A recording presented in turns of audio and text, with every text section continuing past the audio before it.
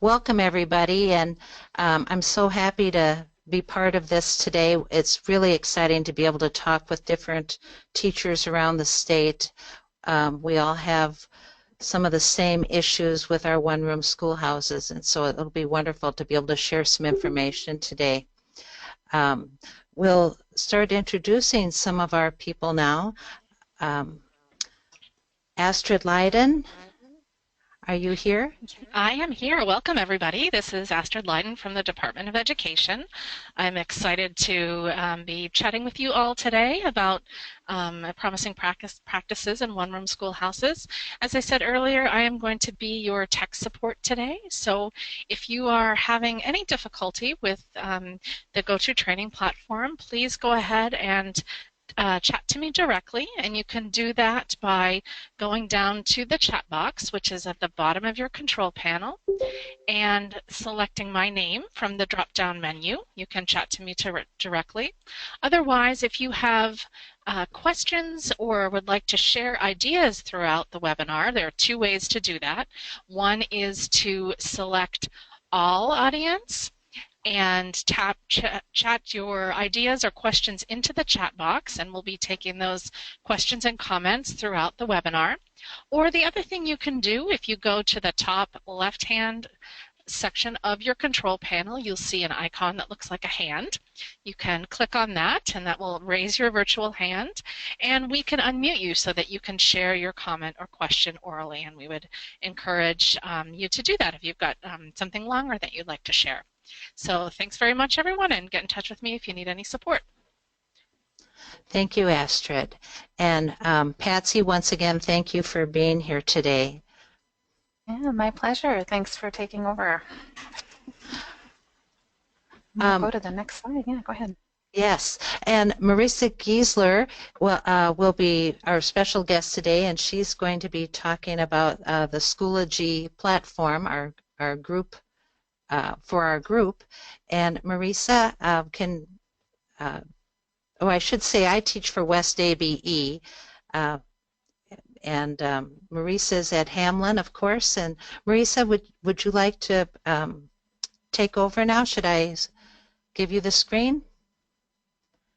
I think we have a couple more slides. Oh, yes, we do. Yes, we do. Yes, we do. What I'm going to be talking about, but I'm happy to be here talking a little bit about Schoology as though I'm the expert on Schoology, which I'm not actually, but I think that you'll all find that it's fairly self-explanatory and pretty easy to use, and it's a powerful tool, I think, for this group. Thank you, Marisa. You're absolutely right. Just a brief agenda for today. We have three presenters, and we'll introduce them later, Cherie and Lisa and Tracy, besides Marisa, and all talking about different things that they do in their classrooms. So, and then at the end, we'll have a short evaluation that we're asking everybody to do, and then CEUs will be emailed out, I should say. So, using Schoology to collaborate. Let's go ahead, and what I'd like to know is if everybody could please put your city or your site in the chat box, and let's get a sense of where everybody is from today. I'm hoping we have a good representation from around the state. So if you could do that, just type in the chat box what city you're from or what site you're at.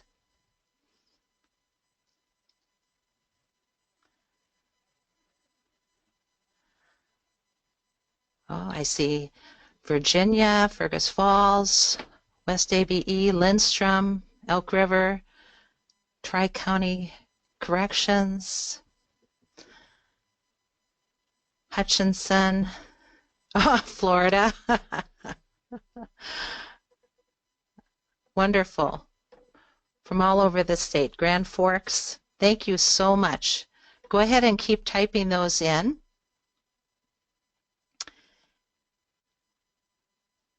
And we'll keep moving on to the next one.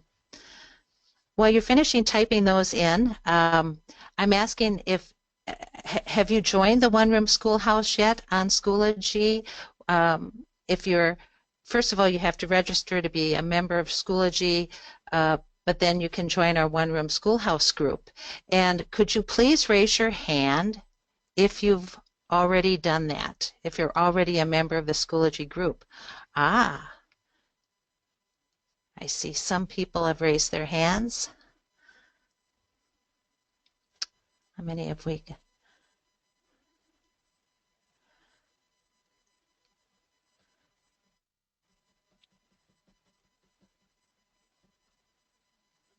So not too many people. A few. Wonderful. Well, hopefully after today, you'll be interested enough to join us on the Schoology group. As many of you are aware, we had to switch from the Wigio group after December. And so the Schoology group seems to be a good fit for us right now. So Marisa, now I think it's time to switch over to you. Yes. All right, so let me everyone. make you a presenter. Okay. Okay, so now just a quick second and we should be able to get Marisa up and sharing her screen. All right. Is everyone seeing how to create a Schoology account? Yes, we can see that. Okay, great. I'm going to actually be going back and forth between these slides and the Schoology site itself. The first step is to create a Schoology account. If you already have an account, you should be able to skip this step. But if you don't have an account, it's really easy. Just go to this website, which, again, we will be here. Let me just copy it and put it into the chat for you. So you'll just go there and sign up for a free account, which is, again, very simple. And once you get there, you'll be able to join the One Room Schoology group. This is what it will look like, and let's actually go over there and see it. So this is my home screen here. It defaults to an update section of recent activity, and here is where it will show all the updates of all of the groups that I'm in, actually. So you'll see here lots of updates from the One Room Schoolhouse PD group, but down here there are some other announcements from other groups that I'm a member of. So once you're in your home screen, you can look for groups, which is right here, and these are my groups. But what you want to do initially is to click on Join Group at the bottom here, and this is where you'll put the access code for our group. This is another thing that we will chat out to you and also send an email to everyone who has signed up for this webinar so that you have all of this information all in one place in an email. But if this was my first time coming in, I would put in my access code and then I would click Join. But as it turns out, I'm already a member, so I don't need to do that. The next thing I'd like to show you once you're in is you can update your profile. So if we look over here, I can click on my name, and this shows my profile. So you can see I already went over to this yellow box and I added my photo. You can add a short bio if you want. If you click on edit, there are all kinds of other things that you can add. But you might want to do that first.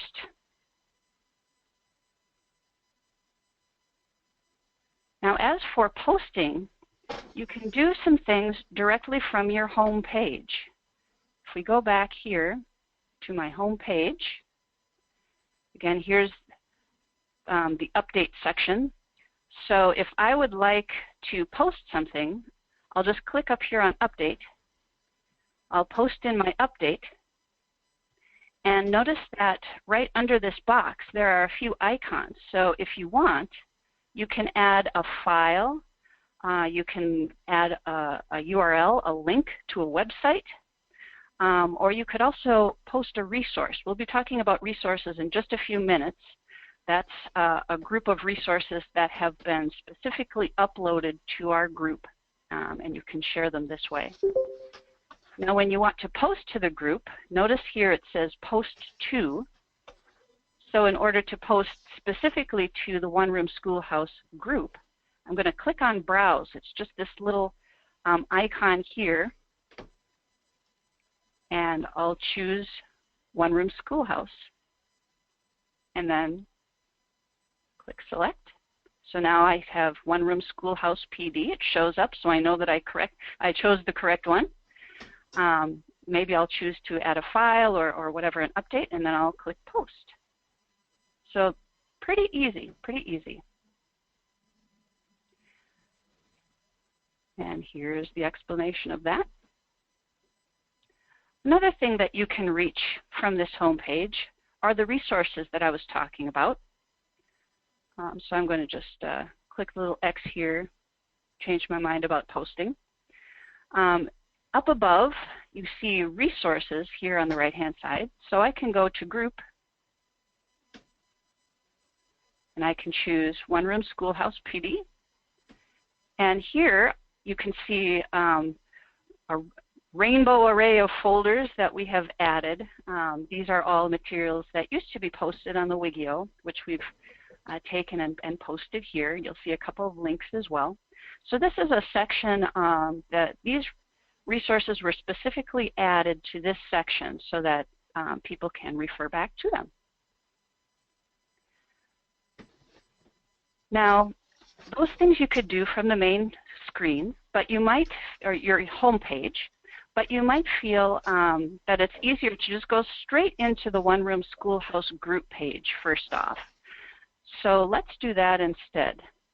Here we are back at my home screen, my home page, and I'm just going to go under Groups, choose the One Room Schoolhouse, and now I'm within our group, the One Room Schoolhouse PD group.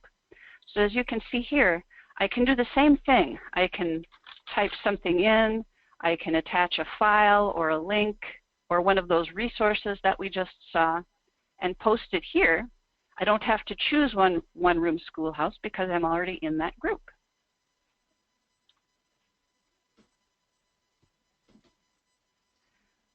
Here are the resources. So you can see again from the same screen, we're in Updates. If we jump down to the bottom over here on the left, we can click on Resources directly, and there are our resources.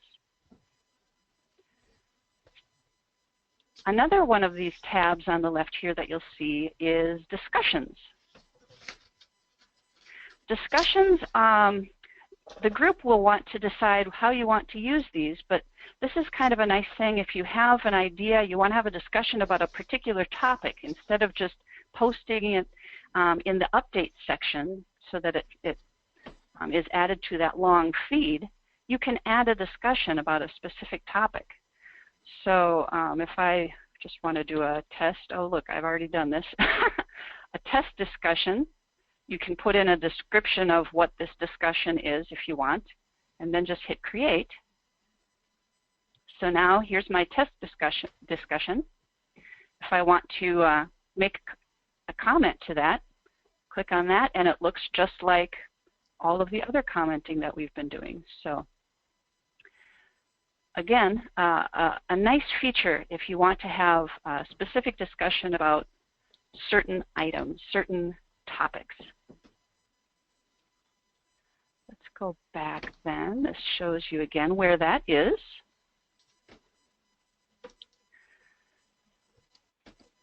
Now another important setting that you'll want to set is notifications.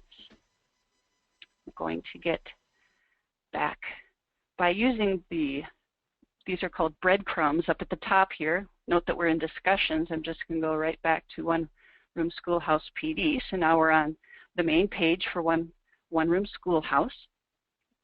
You can set your notifications. You can get emails when a group update is posted, or when there are comments or updates, or if someone posts a discussion, comments to the discussion. You can choose to get an email if someone comments on one of your posts. I have clicked when a user joins the group. Maybe you don't want that one clicked, but this is where you can set up which emails you'll get.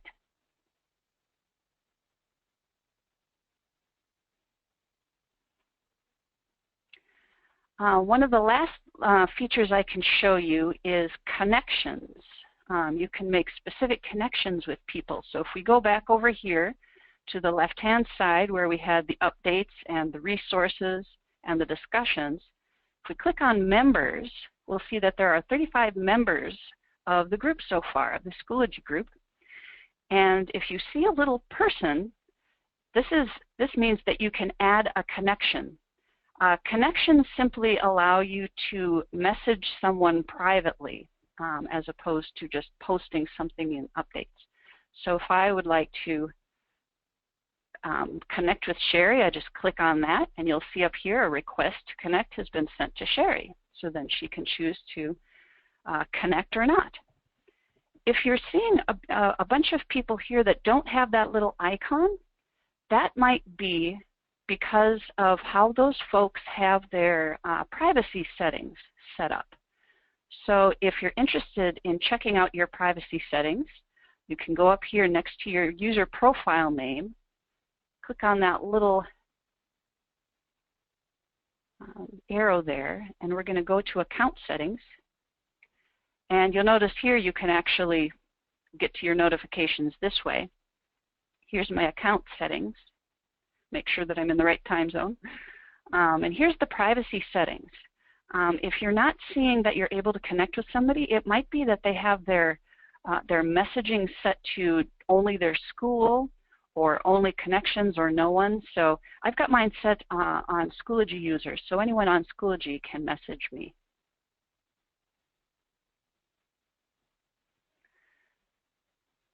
Okay, so that's where that is. The last thing that I'll just show you is you'll notice on all of these screens here the little question mark.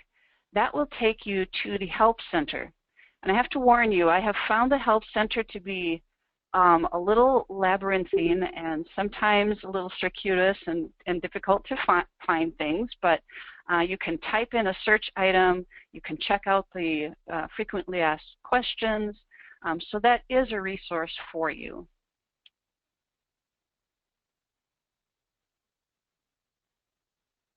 So at this point, I'm hoping that you feel a little bit more comfortable using Schoology.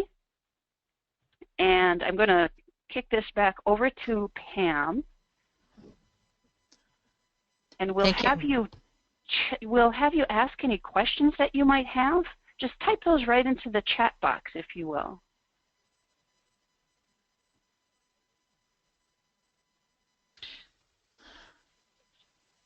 Thank you, Marisa, very much.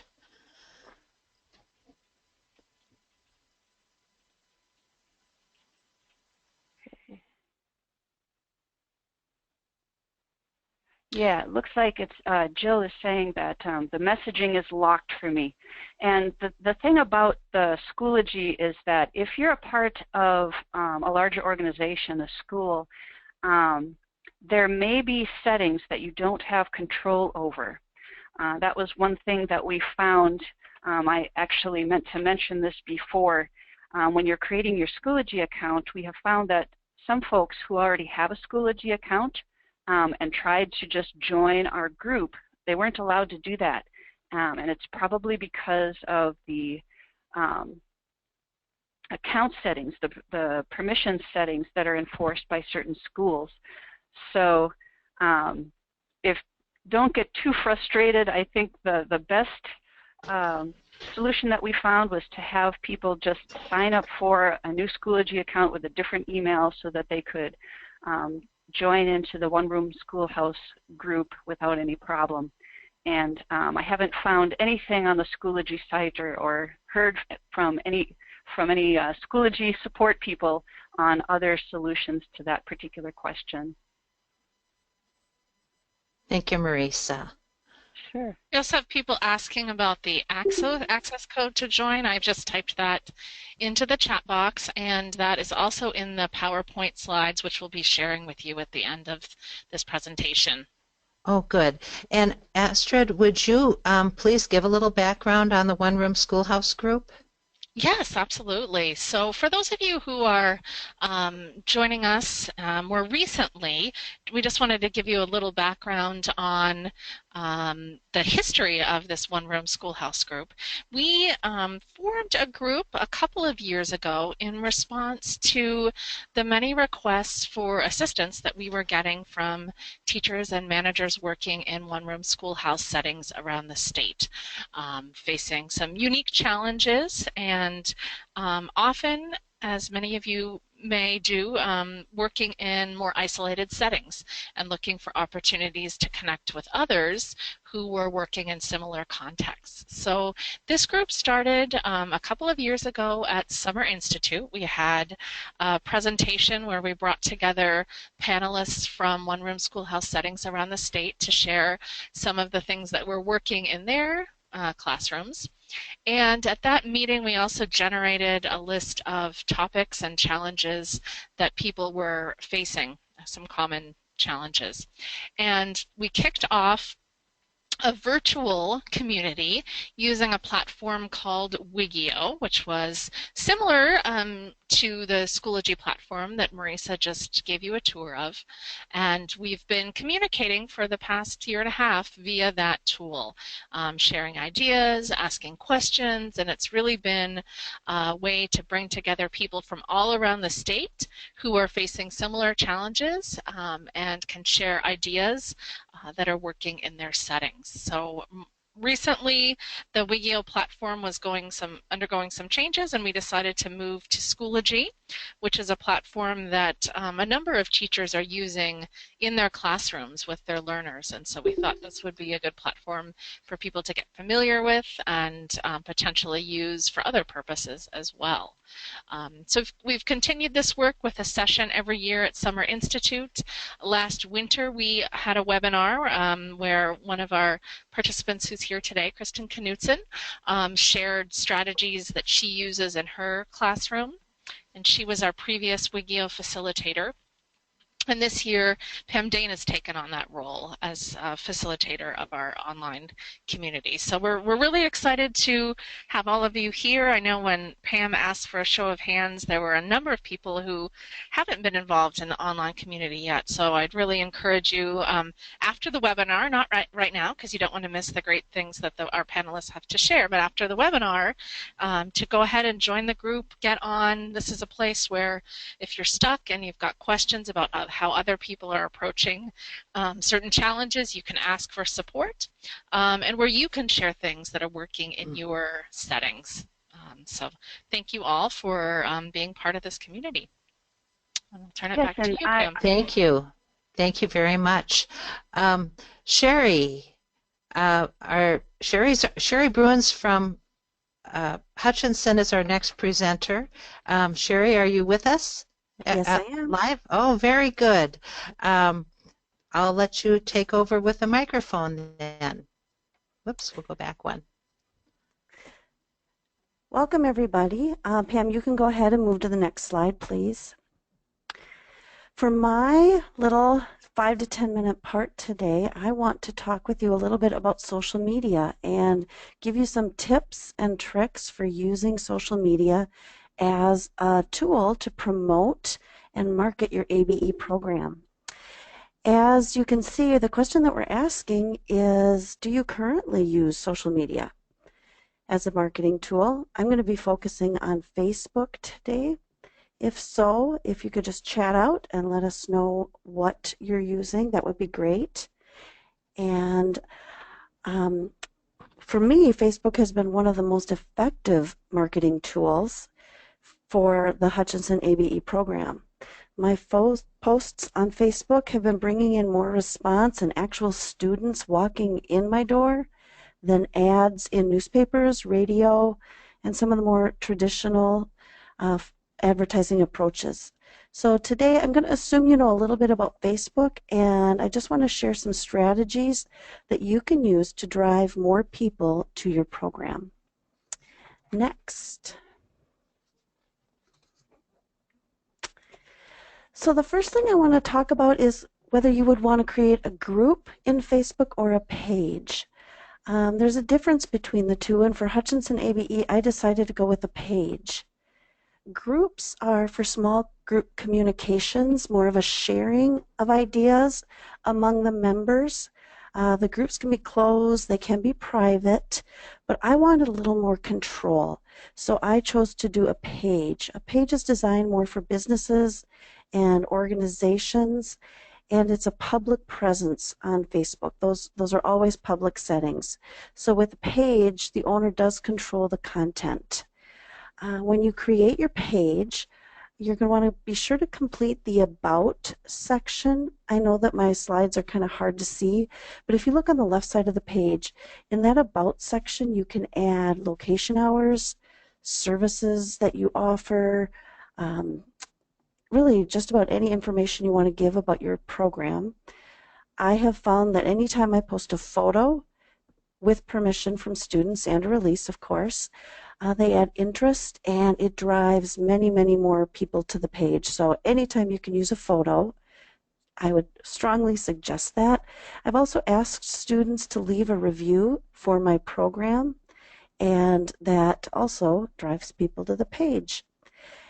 In the slides, I've typed all of this up in my notes, so when you have access to the slides, you'll be able to see more information on that.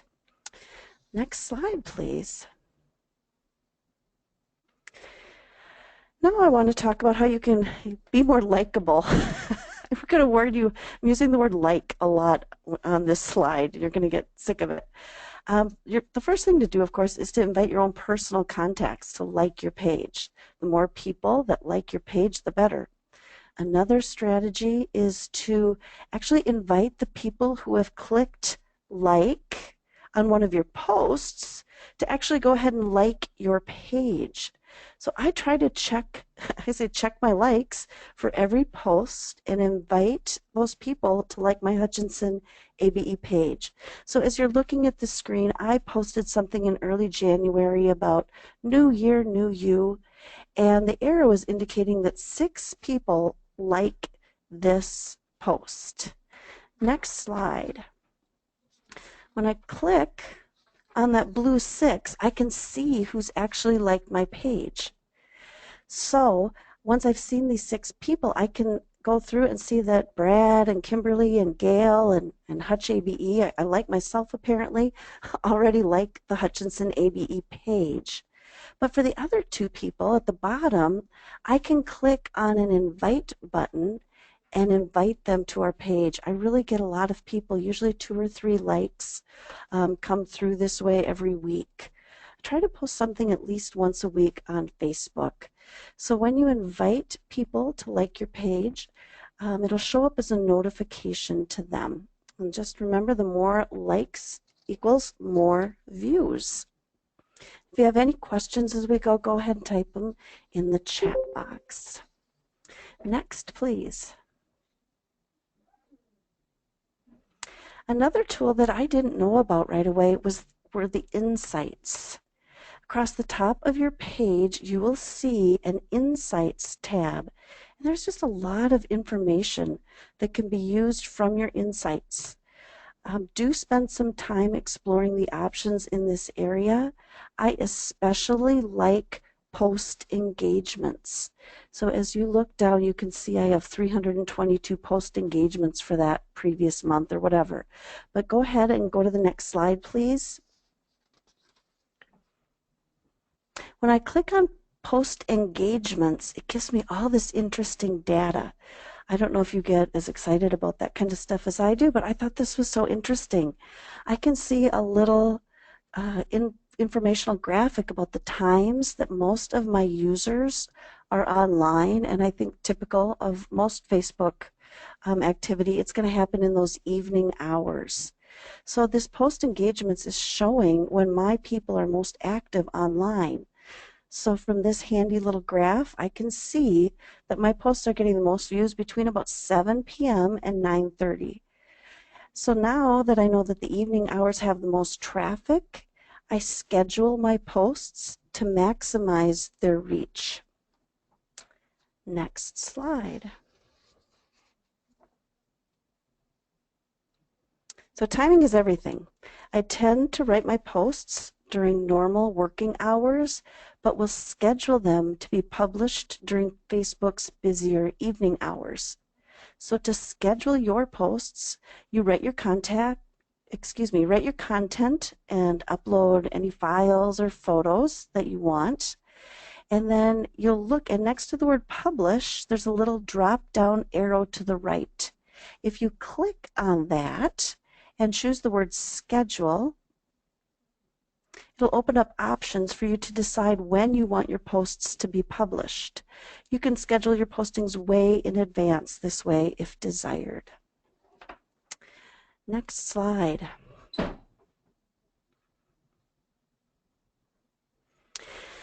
Now, when I post something, if I just post it to my Hutchinson ABE page, I will typically get somewhere between 100 and 400 views of that information, of that content. What I've learned to do is to find these large local groups and share my content with them. So these large community-based groups might be garage sale groups, job seeker groups, any sort of community group.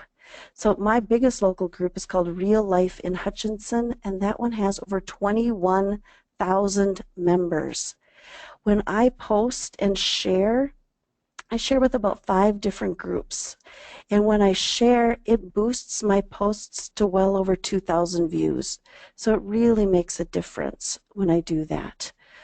So here you can see I searched for Big Lake. I think that's where Pam is from, but I wanted to see what big groups would be available in that community. So as I look, I would definitely want to be posting in Big Lake, Minnesota. 25,000 people have checked in there, so that would drive a lot of people. Like I say, garage sales, job search groups, there's a lot of those sorts of things. Just find your local resources. Next slide. It also took me a while to figure out how to share. So once you post your content and it's been published, you can share it.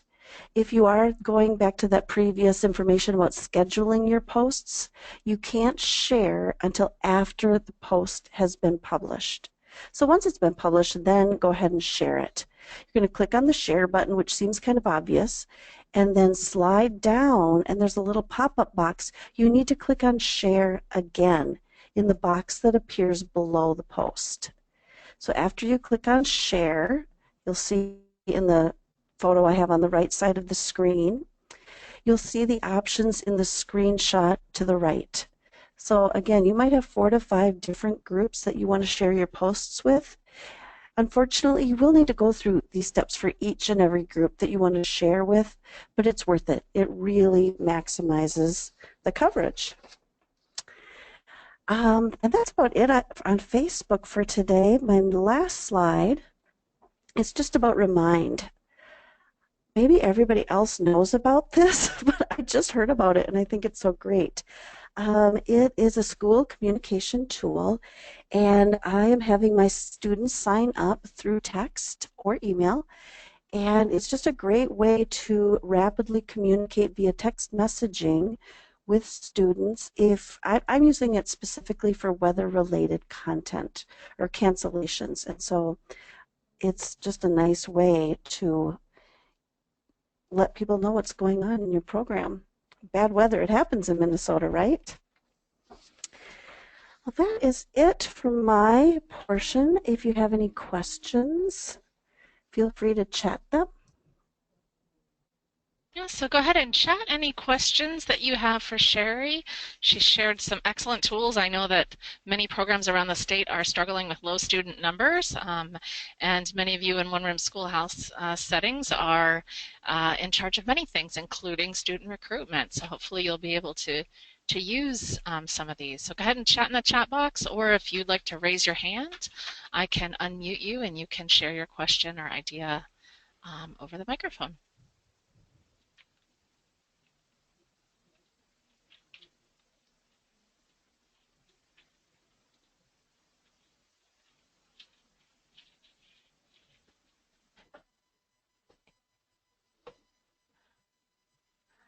And I think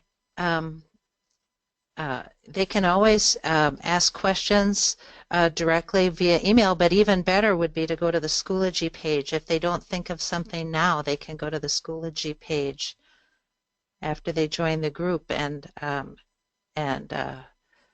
start ask the questions there as well.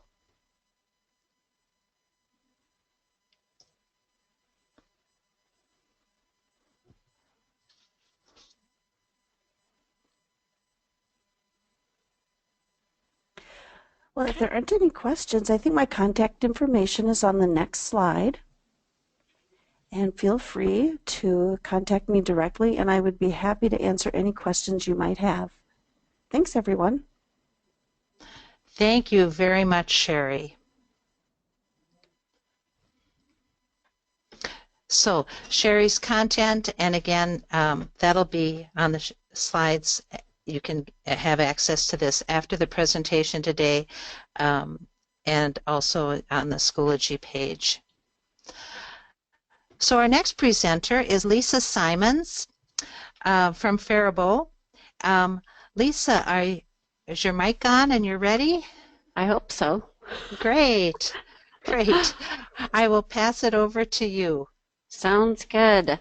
Good afternoon, everybody. I'm glad to be here. This is kind of interesting for me. I've never done something like this before. I'm usually presenting in front of either a class or even hundreds of people. So this is a little different for me. And I do have to say that going after Cherie and her Facebook and technology, and even after Marissa, is interesting because I'm going to actually scale back away from technology. I'm also a paper person, which you'll see in a minute. So, and I do also want to note my chat is being a little goofy. It keeps jumping up to the original chats back about an hour ago. So I apologize if I'm slow in responding to your chat. But I wanted to touch base briefly today just about routines in the one-room schoolhouse. You can switch the page. So in our classes, we may have had students who have been through hell, whether it's refugee camps or the work that they are expected to do. In my particular profession, I teach ESL students, and that's why I have some of these pictures. I was able to go to Africa and go to a refugee camp, and also the lower picture with the woman carrying sticks is from Ethiopia. And knowing the hardships that a lot of our students have come to America with is very devastating, and I don't think we can understand how important it is for students to want to have basically routines and things to expect, because for a long time they've gone through some major trauma. We can switch slides.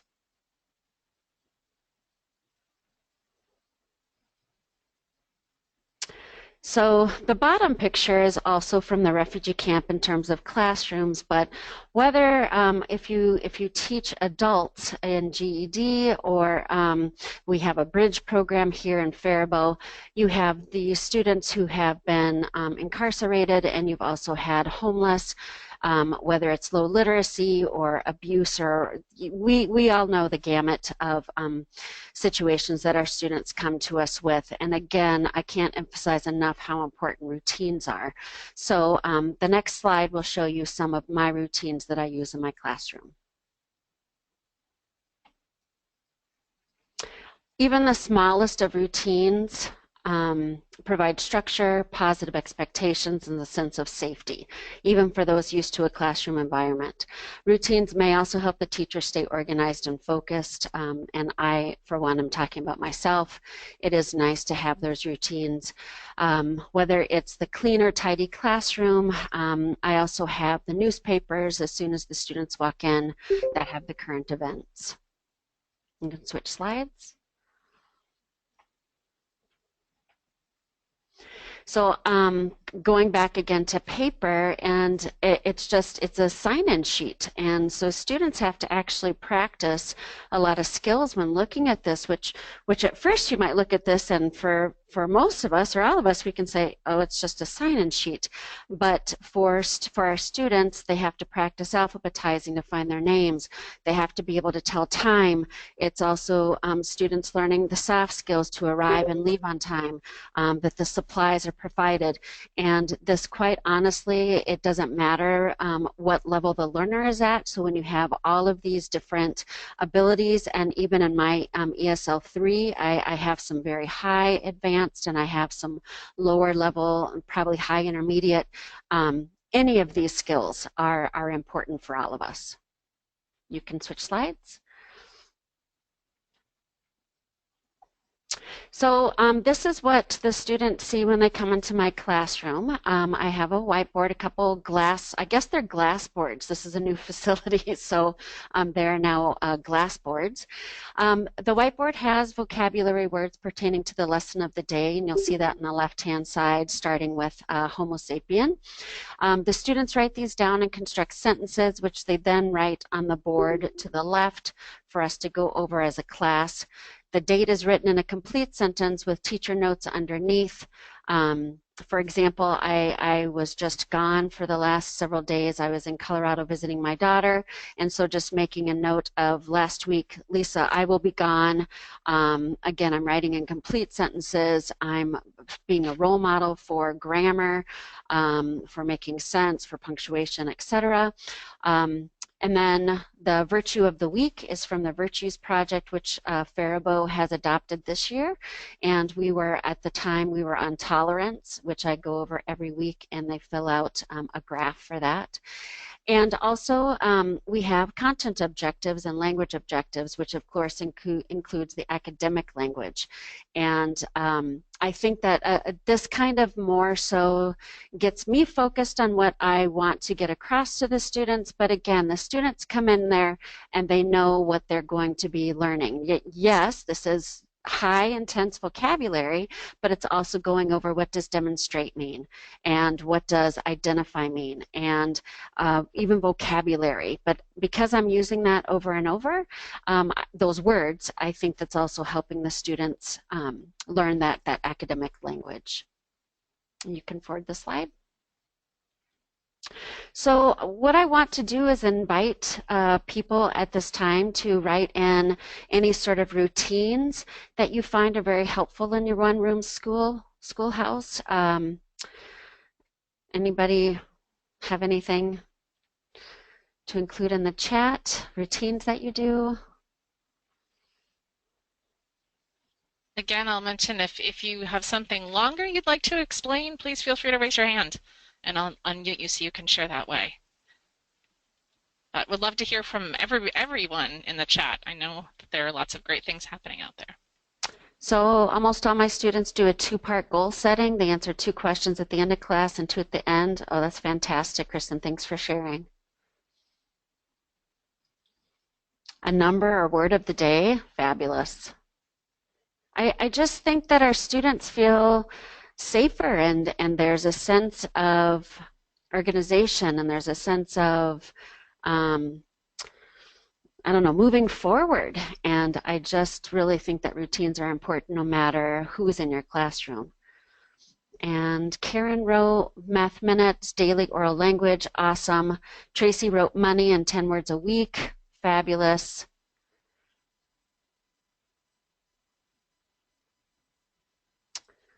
Start with a review game, bingo that incorporates vocabulary. I love doing bingo as a wrap-up. And what I really like about bingo as well is they get to participate and be the caller as well. A set schedule, wonderful. Calendars, that's also a soft skill for some of our students. These are great.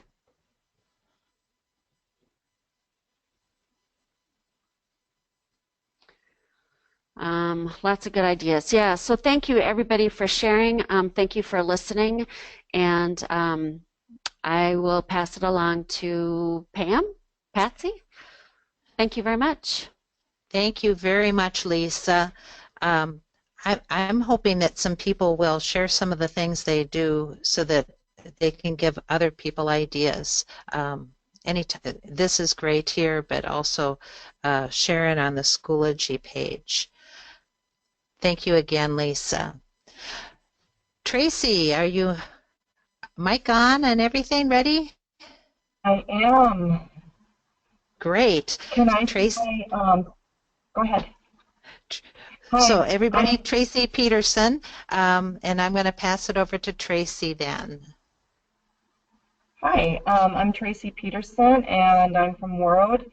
And I just have one question, my notes, if I can find those.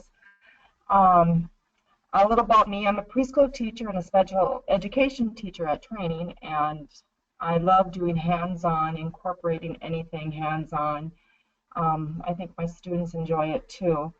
The first slide, I mean, technology and education. Technology and any distant learning curriculum should be partnered in such a way to enhance not just learning for students, but it also can increase enthusiasm for ABE teacher in a multi-level classroom. I love to use technology in any way so that we're not just sitting around and writing in books, because I consider that kind of boring. Technology can be rare and never used in a classroom. Technology is mostly used by just teachers and not the students. A lot of times it takes a lot of instructional time to teach our students how to use technology, and that to me is the fun part. And maybe some teachers feel that they should be just used when working alone, and that's fine when you're using technology alone, because it does provide, you know, additional practice to struggling learners and students. So there is some good points and, you know, and so forth that way. And I also tell, like, some of my, when we go to our staff meetings every other month at our consortium, I always tell everybody, do what feels right for you and what you're comfortable with. Teaching should be fun and engaging. Students who participate in new and fun ways, you know, they retain more. And then having large groups in various levels working on the same project can be a lot of fun. Being in a one-room schoolhouse, I mean, I could have low ESL to high ESL, that, you know, and then have a couple GED students in the corner and so forth. So you're trying to incorporate different ways to keep students occupied and still get everybody at the same time. I always have upper level students helping lower level students, and sometimes those upper level students are helping me too, because you know, sometimes they're more technology sufficient than I am. I think engaging students to think outside the box to find answers, especially when you're working with GED students, demonstrates something that you can learn in other ways. You know, it's not just paper and pencil all the time. So let's go to the next slide. I hope I'm not going too fast. Next slide, please. Okay. Recognizing how to use technology in a classroom. There is so many things that we can do, and I've been fortunate enough to have a supervisor, coordinator, let me have the first smartboard in Warroad, Minnesota, and I had it before the school district had it, so they were coming and looking and touching and playing with it before they even had one. And I just think technology can be used with phones, iPads, smartboards, computers, whatever you have. So digital literacy can be anything that you have in your classroom, and it can be used at any time. iPads are a great way to use in large groups if you have Reflector. and a smart board so everybody can engage at the same activity and watch from a large screen. And that's what we do a lot in our classroom, is passing the iPad around, and then everybody gets to answer the questions or incorporate the different games that are used on the iPad. My smartboard can be used with tutorials, large and small classes, students interacting on it. It's great for students that don't know how to use a pencil. You can get them up there using their finger to write their names for the first time, or numbers. And if you can get a smartboard for your classroom, I would highly, highly recommend it. It is just the most wonderful tool you can have. Sometimes students are a little intimidated by it, but once they get used to it, they really enjoy it. Laptops and desktops for distant learning at times, testing, keyboarding, and so forth like that. I do have students that go on the computer and they check out and then use their distant learning time, or I get distant learning time when they check out and use the computers in my classroom because they don't have computers at home. And then personal phones are a lifeline to many of my students, and sometimes it's their only computer. So showing how to download the app to use for Burlington English or any of the fun things that we have used in our classroom so they can use it at home is a great way to incorporate distant learning styles and so forth. If we can move to the next slide. Strategies for integrating technology in the classroom. Classrooms should capture and keep students' attention while focusing on different learning styles of their students.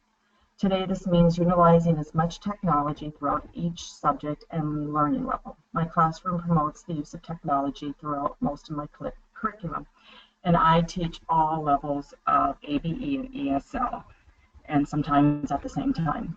So, trying to be creative and so forth to keep my students entertained. I shouldn't say entertained. Well, I do want to say entertained, so they want to come back and continue to learn. Technology is part of my instruction, and I do try to push the boundaries of challenging my students to learn in a meaningful way. Technology has its purpose. It's there. We can't run away from it, and so forth. Technology can be a part of your classroom routine, and it has been for a lot of my students. And sometimes, it's sad to say, they rather do the technology than want to work with me. But, you know, I take it as a compliment, too, that they've learned to get that far, to turn on the computer, go to that app on the computer, and be able to do it by themselves where they couldn't even do it before. Technology is used to encourage higher levels of learning.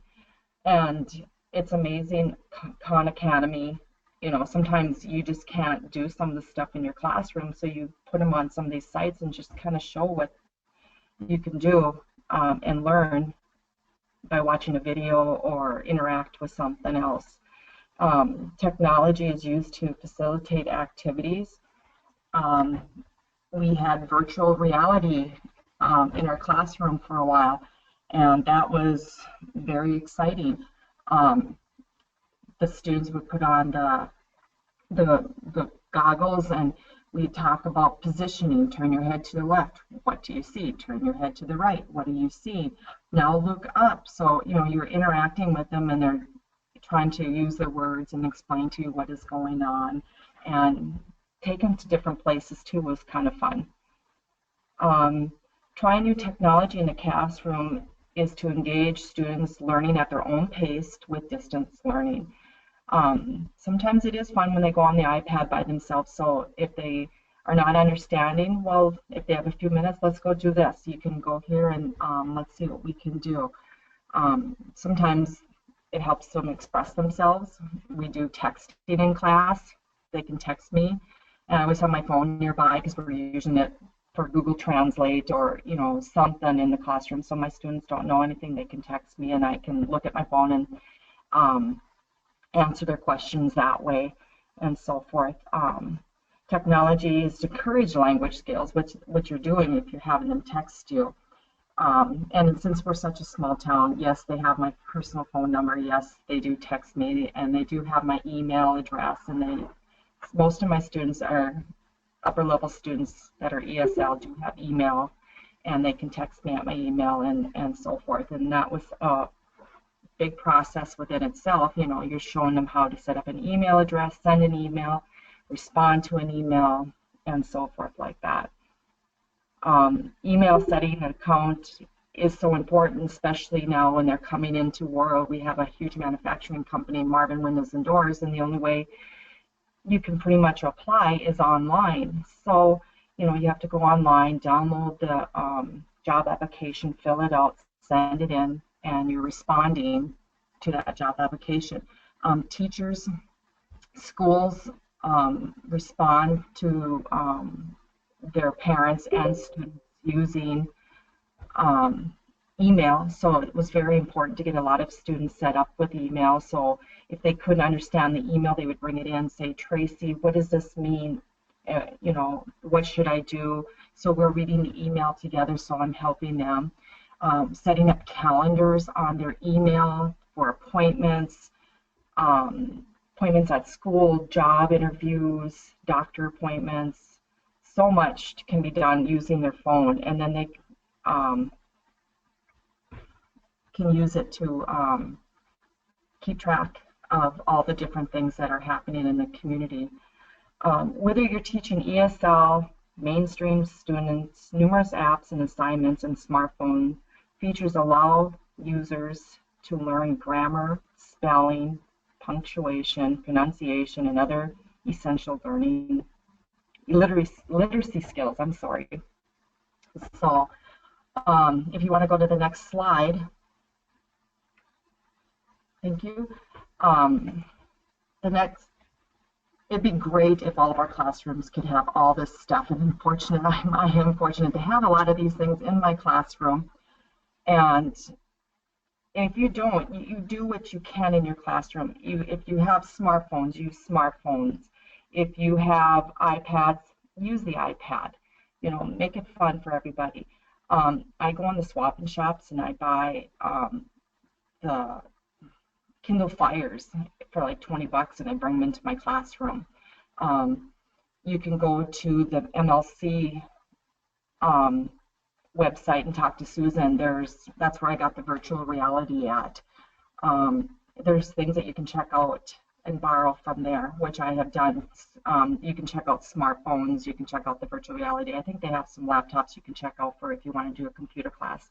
Another great way to use computers if you don't have them in your classroom, talk to your school district and see if there's anything that you can use their computer labs for an hour a day or something like that, or at night do a special classroom activity using computers that way.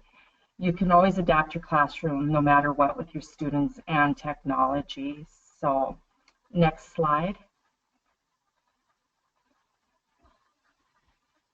If you have any questions, go ahead. This is the time to ask. I probably talked really fast because I was really excited to talk about this. My room is wonderful. I do have a smart board. I have 2 desktop computers. I have 2 iPads. I have 3 Kindle Fires that I bought on my own. And most of my students, believe it or not, have smartphones that we use in the classroom on a regular basis. Tracy, this is Astrid, and I have a question for you and actually all of our participants.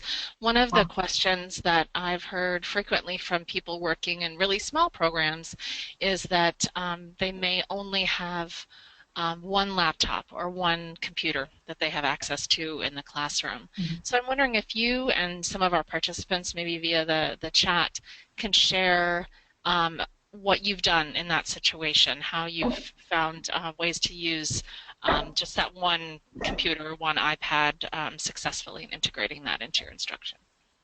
Well, before I had my smart board, I did have a projector, and I used my computer and used the projector on a whiteboard or a screen, and we used it that way and so forth. Yes, we have sat around before I had gotten a lot of more laptops and so forth. We used to sit around a desktop and watch something together and projecting it onto maybe the screen and so forth. So, and I do share my phone. When I'm in my classroom, I do share it with my other students that don't have a smartphone, so they can text another student or ask a question or engage with somebody else. I let them use my phone as part of the texting.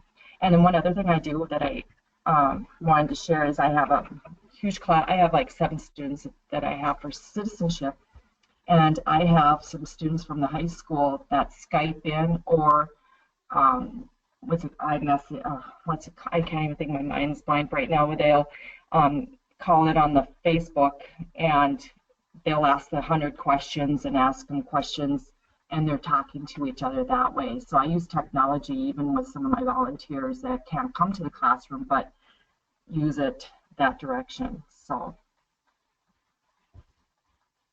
and it says, Elizabeth Bennett, Kahoot is great if you have students with their own devices. I haven't used that yet. I would like to know more about that. So, anybody else have any questions? I'm not keeping track on. I'm sorry. Tracy, we also have a request for you at some point, maybe on Schoology, if you can share a list of some of your favorite websites you like using with students. We can. Okay. Maybe Tracy can get the list started and others could add to that. Okay, I can do that. I hope I informed everybody, and if you do have any questions, you can contact me at the World School address there, or contact me personally at my cell phone, or you can text me because I do respond to texts. So. Would either Elizabeth or I'm looking for Karen like me to unmute them so you can give a quick explanation of what Kahoot is? If you're willing to do that and you raise your hand, I can unmute you. Okay, Karen, I'm going to go ahead and unmute you. Okay, let's see, wrong Karen. Go ahead, Karen. Hi.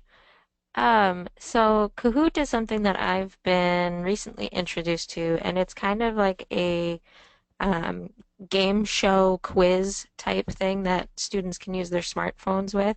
If you've ever seen or been in like a Buffalo Wild Wings where they have those little trivia game pads that they hand out, and you see the questions on a TV screen and you answer on the game pad trying to get as many points as you can. That's kind of the same thing that Kahoot is, but you can use it for your classroom and do like review questions or see where your students are at. They just added this brand new one called Jumble. So if you're working with, say, social studies and you're trying to figure out, well, what order did these things occur in, they can use the jumble to say, well, 1856, 1412, you know, and pick out those things that happened in those years.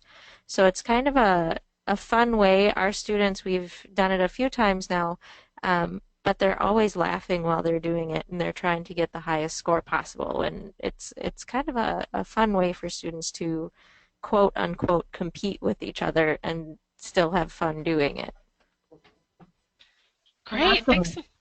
Thanks so much for sharing, Karen. That's a great way to get your students engaged with technology in small little ways. So. Anyone else like to share a tool or a strategy that you've tried and liked? Yeah, either via the chat or, again, go ahead and raise your hand, and we'd love to hear from you.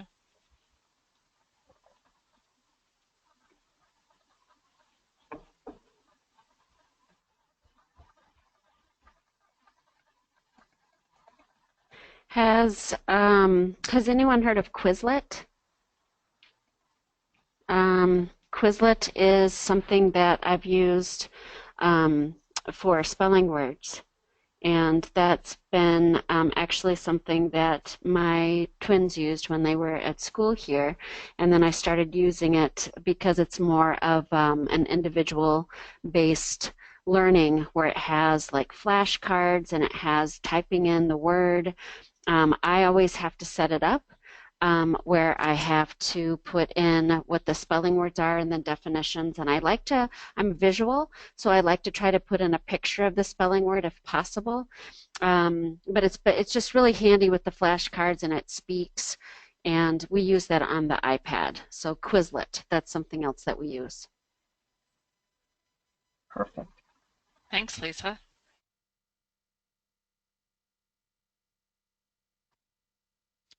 Elizabeth, would you like to share about Plickers?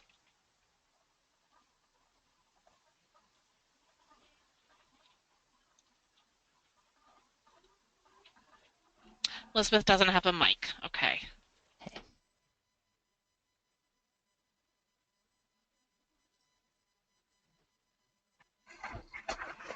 And Elizabeth is chatting in the chat box that Plickers lets you print out slips of paper for students. So she's put the website in there if anyone wants to check that one out.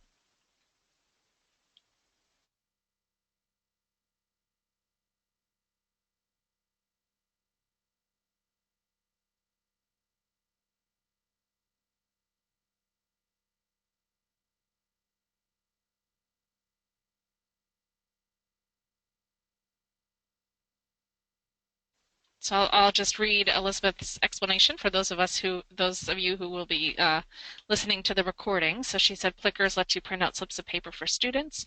Each one has a different shape, and the teacher scans it with her phone or tablet. And students turn the paper different ways for the different answer choices. So that sounds like a great alternative. So we'll add that website along with the other ones that have been shared on the Schoology page so people can check those out.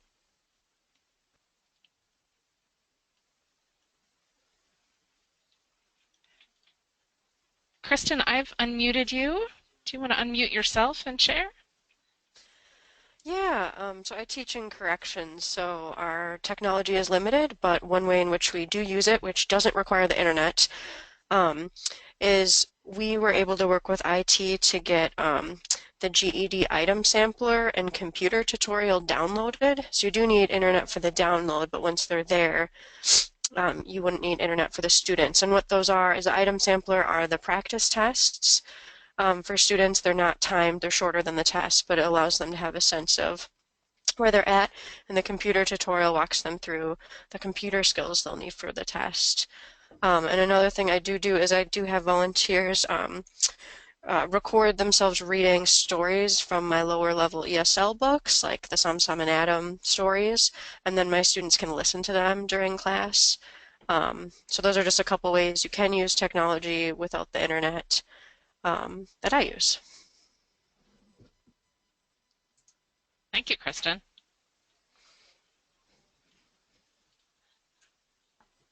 Astrid, should we move along then? And yes, I think we've captured. We have one more comment coming in from Elsa. Readtheory.org is a great online reading comprehension website. Meets students at their level, and progress can be monitored by the teacher. She uses it for ESL level 2 on up. Thank you for sharing. Okay. And thank you, Tracy, for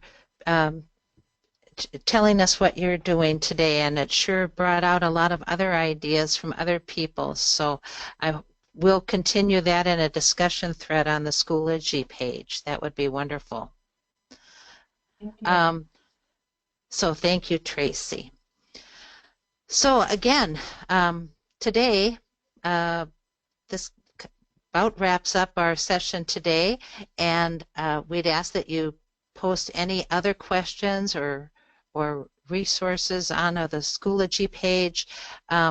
Certainly, if you have any problems getting onto the Schoology site, contact myself or Marisa, and we can help you with that, I hope.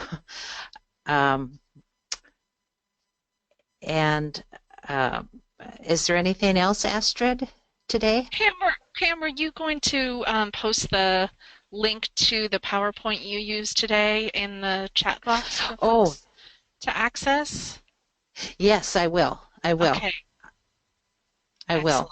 And then we'll also, when we send out CEUs to participants, we'll include the link to the PowerPoint presentation as well. Good, good. Yeah. And then, go ahead. Do you want to go to the next slide, Pam? Yes. So the evaluation, does that pop up, Astrid, as we close out today? Yeah, so people have two options for filling out the evaluation, and we'd really ask that you take the time to do that, both to help us reflect on the webinar today and to inform future discussions on Schoology and future webinars. We really do look at that information. So you'll have two options. When you leave the webinar today, the evaluation will pop up. So if you have time, I encourage you to just do that right away while it's fresh in your mind. If you're running off to meet with a student, then you will receive a follow-up email tomorrow with another opportunity to fill out that evaluation. Thank you. So if there's nothing else, then we'll say goodbye today and see you on Schoology. Thank you so much for joining us, everyone. We'll see you online. Yeah, I want to thank Pam for all of her help putting the session together today. I appreciate it. I think if there was one more slide, I believe there were our emails were on the next slide. Oh, yes, indeed. Yeah, Thank you so much. Maybe keep that up so that people can Yes. jot that down if there's something they wanted to contact us about. Otherwise, we'll see people on Schoology, and we encourage you to share whatever else you're doing and other great websites and tips and strategies around technology and routines, perhaps that you have, so that the whole group can benefit. Thank you so much, and thank you to Pam for putting this all together. Thank you, Patsy.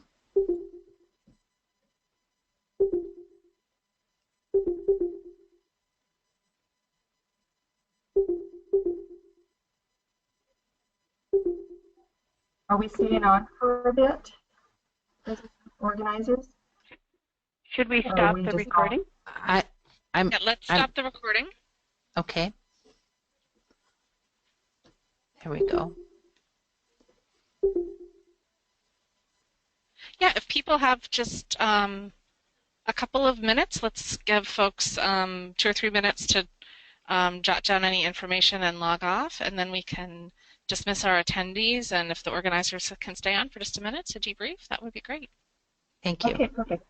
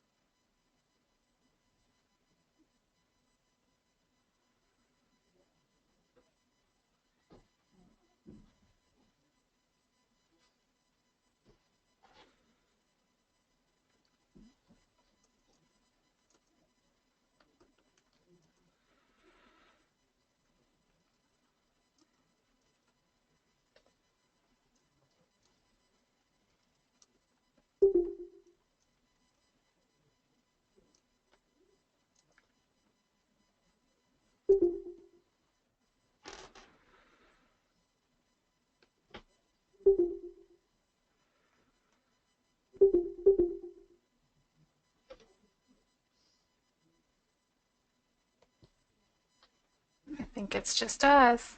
Yes. Yeah. Well, Congratulations, everybody. thank you. Yeah. Nice job. Thank you. Thank you. Nerve-wracking, isn't it? Yes. It's weird though because I mean you can't see anybody. Yeah, So and you're like, kinda is anyone nervous. there? Yeah.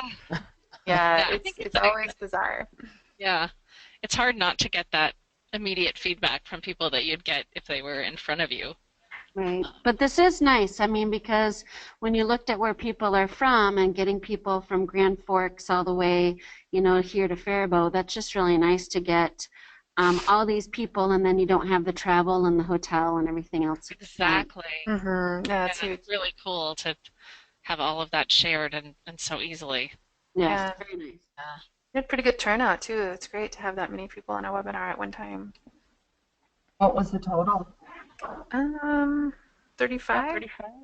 I said 35.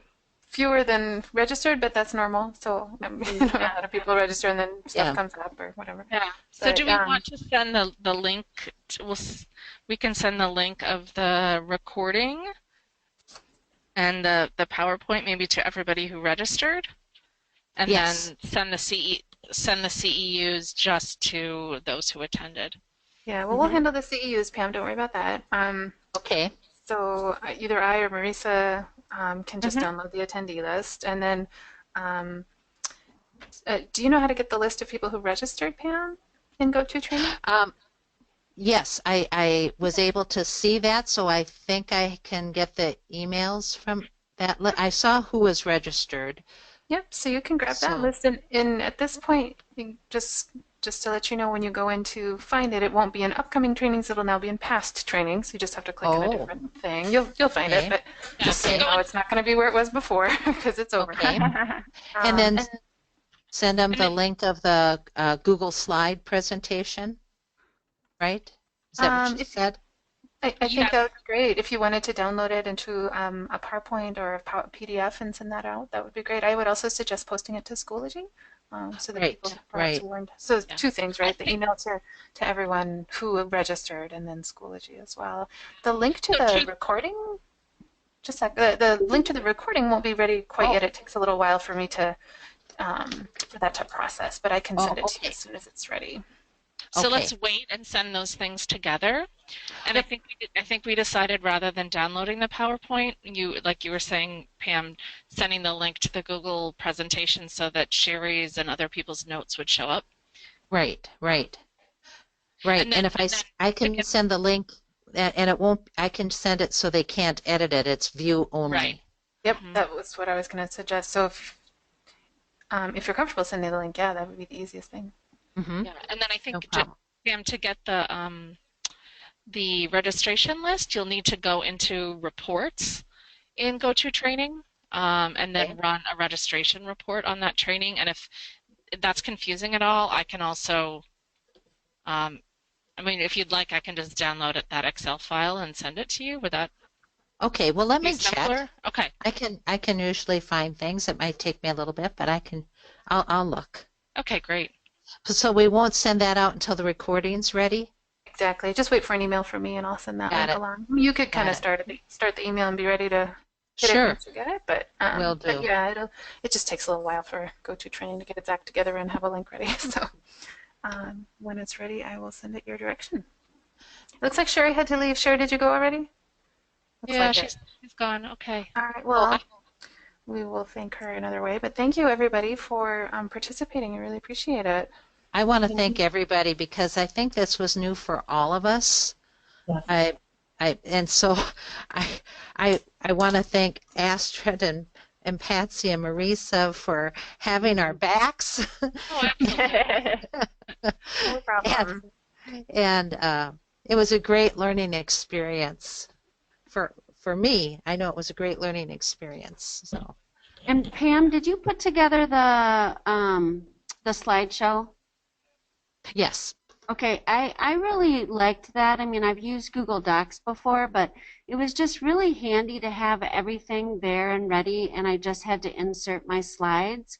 And I also really liked that it was, saving right away, so I didn't have to worry about losing it or my computer crashing, and that was just really handy. I haven't used this, and I don't know what they even call it. I know it's probably not PowerPoint. Google Slides. Google Slides. So this was my first experience with Google Slides, and I really liked it. So thank you for putting that together. Oh, you're welcome. I agree. Yeah. Yeah, it's much easier. And then, of course, the ability to simply share it with view only so that people can't change it, but they can see everything you have in there is very sweet too. Great. pretty fun because yesterday I was on just refreshing my memory and I saw that Marisa was on and somebody, maybe Tracy was on. So we were all working on it together all over the state. Yeah. Great. Yeah. Yeah, it's a great tool for collaborating. Yes. All right, well, it won't let Thank you, me everybody. process the recording till I log off, so I will go ahead and do that. All That right. will close out the training, though, so I'm be sure people are ready. Anything else people want to say? Well, I had volunteered to compile that list of routines that people posted in the chat box, but should I have left that to Pam or Lisa or? I can do that. The chat box stays, doesn't it? Does the chat box? It automatically downloads onto your computer. So if you go on my computer, it goes into I believe my documents. Oh, so I can save that? Hi, Tracy. Thank you. It actually, yeah. So Yeah. it won't do it till you don't look now because it won't do it till the session has ended. But It'll be a file called chatlog. The file will start with chatlog. And then we'll have the name of the. So you can always do a search, Pam, on your computer. You can search for chatlog, and then it'll take you to that location. Okay. So I won't lose it just by closing out today, and I can find it later then. Yep. But won't only the person who launched it gets it? No, everybody should get it on their. Everybody who attended, or everybody? I think so, actually. I thought it was just the person who launched. Yeah. Okay. Well. No, I've got lots of chat logs of things that I haven't launched. So. Okay. Maybe it's different. Well, anyway, if you have any trouble, let us know. Will do. But it sounds like we have some concrete to-dos to keep this up. So Yes. thank you. Yes. Yeah. Thank you, everybody. Thank you. Thank you. All right, thanks, everyone. Bye. Bye. Bye. Bye.